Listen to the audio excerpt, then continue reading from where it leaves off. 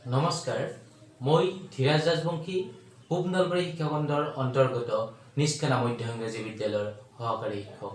মৰমৰ ছাত্ৰ ছাত্ৰীসকল, আজি মই তোমালোকৰ লগত আলোচনা কৰিম সপ্তম শ্ৰেণীৰ পাঠ্যপুথি সমাজ বিজ্ঞানৰ পাঠ ৭ অসমৰ সম্পদৰ বিষয়ে।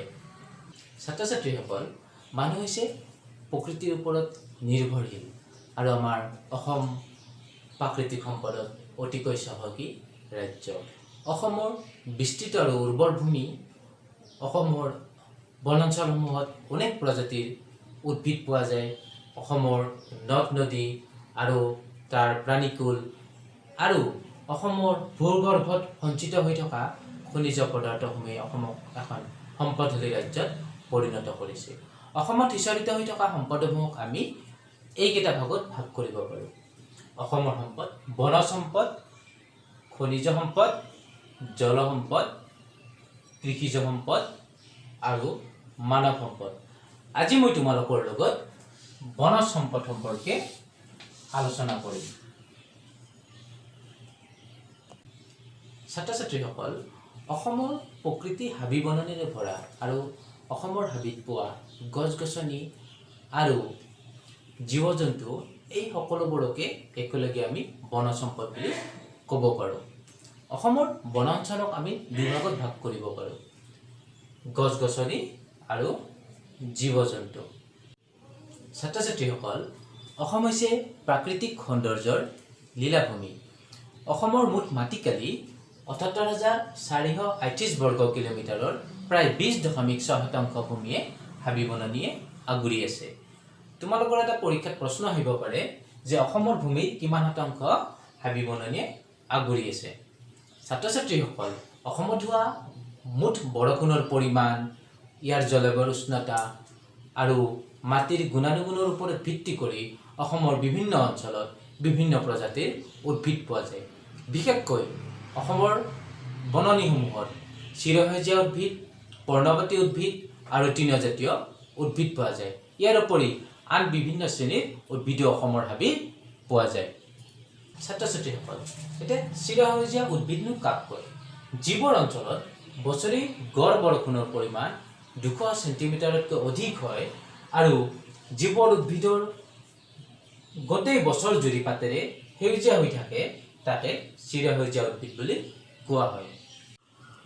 ছাত্ৰ ছাত্ৰীসকল, চিৰসেউজীয়া উদ্ভিদসমূহ পোৱা যায় আমাৰ লখিমপুৰ, ধেমাজি, ডিব্ৰুগড়, যোৰহাট, ডিমা হাছাও, কাছাৰ আৰু ধেমাজি জিলাত। ইয়াৰ উপৰি অসমৰ আন আন অঞ্চলসমূহতো এই উদ্ভিদ পোৱা যায়। এতিয়া চিৰসেউজীয়া উদ্ভিদৰ উদাহৰণ হৈছে হলং, হলক, মাকাই, নাহৰ, উৰিয়াম, তিতাচপা আদি। ইয়াৰে হলং গছটো হৈছে অসমৰ ৰাজ্যিক গছ। কেতিয়াবা তোমালোকৰ সাধাৰণ জ্ঞানৰ প্ৰশ্নত আহে যে অসমৰ ৰাজ্যিক গছনো কি, তেতিয়া তোমালোকে লিখিবা হলং গছ। এতিয়া মই ইয়াৰ ওপৰত ভিত্তি কৰি এটা প্ৰশ্ন দিছোঁ যে চিৰসেউজীয়া উদ্ভিদ কাক বোলে? তিনিবিধ চিৰসেউজীয়া উদ্ভিদৰ নাম লিখা। ছাত্ৰ ছাত্ৰীসকল, এইবাৰ হওক পৰ্ণপাতী উদ্ভিদলৈ, যে বছৰি বৰষুণৰ পৰিমাণ প্ৰায় ১০০ৰ পৰা ২০০ চেণ্টিমিটাৰৰ ভিতৰত হোৱা অঞ্চলসমূহত বসন্ত কালত বতৰ শুকান হৈ গছৰ পাতসমূহ সৰি পৰে আৰু এই শ্ৰেণীৰ উদ্ভিদক পৰ্ণপাতী উদ্ভিদ বুলি কোৱা হয়। ছাত্ৰীসকল, পৰ্ণপাতী উদ্ভিদৰ উদাহৰণ হ'ল শাল, চেগুন, গমাৰি, শিমলু, আম, কঁঠাল আদি। এই শ্ৰেণীৰ উদ্ভিদ অসমৰ গোৱালপাৰা, কামৰূপ আৰু কোকৰাঝাৰ জিলাৰ উপৰিও আন আন জিলাসমূহতো সিঁচৰিত হৈ আছে। এতিয়া প্ৰশ্ন এটা আহিব পাৰে তোমালোকৰ যে পৰ্ণপাতী উদ্ভিদ কাক বোলে?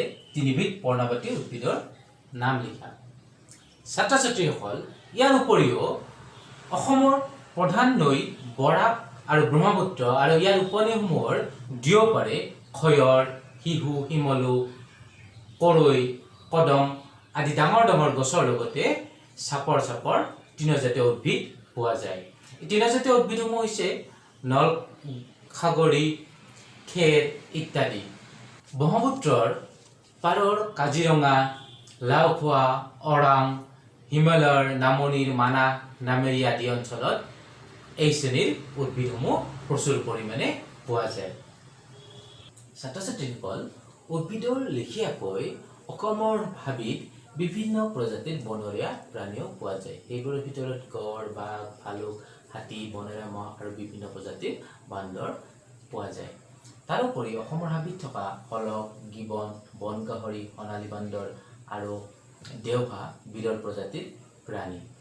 ছাত্ৰ ছাত্ৰীসকল তোমালোকে এটা কথা মন কৰিবা, এই যে বন্যপ্ৰাণীসমূহ আছে এই বন্যপ্ৰাণীসমূহৰ বৰ্তমান বাসস্থান হৈছে কেইখনমান সংৰক্ষিত বনাঞ্চল, অভয়াৰণ্য আৰু ৰাষ্ট্ৰীয় উদ্যানতে সীমিত হৈ আছে।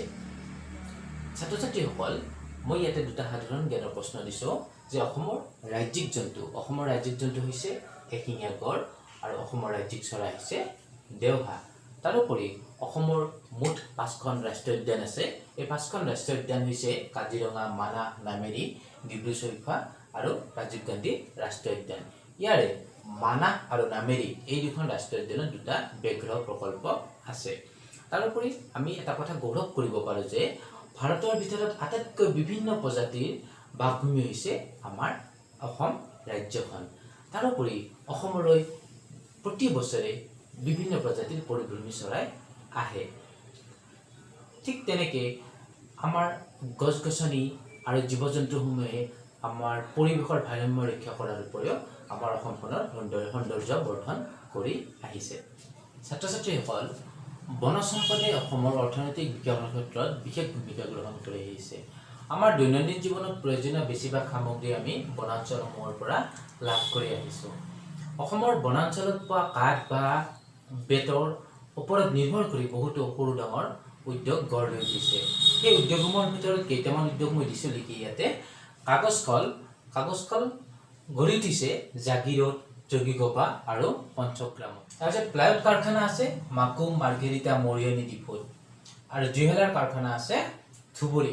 তোমালোকৰ এটা প্ৰশ্ন আহিব পাৰে যে অসমৰ জুইশালৰ কাৰখানা ক'ত আছে? তাৰোপৰি অসমৰ হাবিত পোৱা বাঁহ বেতক কেন্দ্ৰ কৰি বহুতো ক্ষুদ্ৰ উদ্যোগ গঢ় লৈ উঠিছে। আমাৰ নলবাৰী জিলাতো বাজনী, চানকুচি, ইফালে উত্তৰ ধৰ্মপুৰ, টিহু, ছাতিকুচি আদি অঞ্চলত সৰু সৰু ক্ষুদ্ৰ উদ্যোগ আছে আৰু তাৰ লগত বহুতো মানুহ জড়িত হৈ আছে। ছাত্ৰ ছাত্ৰীসকল প্ৰতি বছৰে অসমৰ প্ৰাকৃতিক সৌন্দৰ্য উপভোগ কৰিবলৈ দেশী বিদেশী পৰ্যটকৰ আগমন ঘটে আৰু যাৰ দ্বাৰা অসম চৰকাৰে যথেষ্ট পৰিমাণে ৰাজহ সংগ্ৰহ কৰে। ইয়াৰোপৰি আমি যদি পৰ্যটন উদ্যোগটো সঠিক দিশেৰে আগবঢ়াই নিব পাৰোঁ তেতিয়াহ'লে পৰ্যটন ক্ষেত্ৰত যথেষ্ট নিয়োগৰ সুবিধা আছে। আমাৰ জনসংখ্যা বৃদ্ধিৰ লগে লগে যধে মধে বন ধ্বংস কৰি বাসস্থান, ইফালে কৃষি কাৰ্য আৰু উদ্যোগ স্থাপন কৰাৰ ফলত বনাঞ্চলৰ পৰিমাণ দ্ৰুতগতিত হ্ৰাস পাইছে আৰু বনাঞ্চলত থকা বন্যপ্ৰাণীসমূহৰ সংখ্যাও হ্ৰাস পাবলৈ ধৰিছে, যাৰ ফলত প্ৰতি বছৰে খৰাং বা বানপানীৰ সঘনে কি হৈছে আগমন ঘটিছে। এতিয়া যদি আমি সঠিক বৈজ্ঞানিক পদ্ধতিত উদ্ভিদ আৰু প্ৰাণীসমূহ সংৰক্ষণ নকৰোঁ ভৱিষ্যতে অসমৰ বন সম্পদক লৈ আমি যি গৌৰৱ কৰোঁ সেই গৌৰৱ কিন্তু হেৰুৱাবলৈ বেছি সময় আমাৰ নালাগিব। মৰমৰ ছাত্ৰ ছাত্ৰীসকল গৃহকাৰ্য হিচাপে তোমালোকক মই 3টা প্ৰশ্ন দিছোঁ। ক কাঠবহলৰ ওপৰত ভিত্তি কৰি অসমত গঢ়ি উঠা দুবিধ উদ্যোগৰ নাম লিখা। খ অসমত থকা ব্যাঘ্ৰ প্ৰকল্প দুটাৰ নাম লিখা। গ উদ্ভিদৰ পৰা আমি কি কি পাওঁ তাৰ তালিকা এখন প্ৰস্তুত কৰা। এই প্ৰশ্নকেইটা তোমালোকে লিখিবা, লিখি তোমালোকৰ অভিভাৱক, মা দেউতা আৰু বিদ্যালয় খোলাৰ লগে লগে শিক্ষাগুৰুসকলক দেখুৱাবা। আজিলৈ এই পাঠটো ইমানতে সামৰিছোঁ। ধন্যবাদ।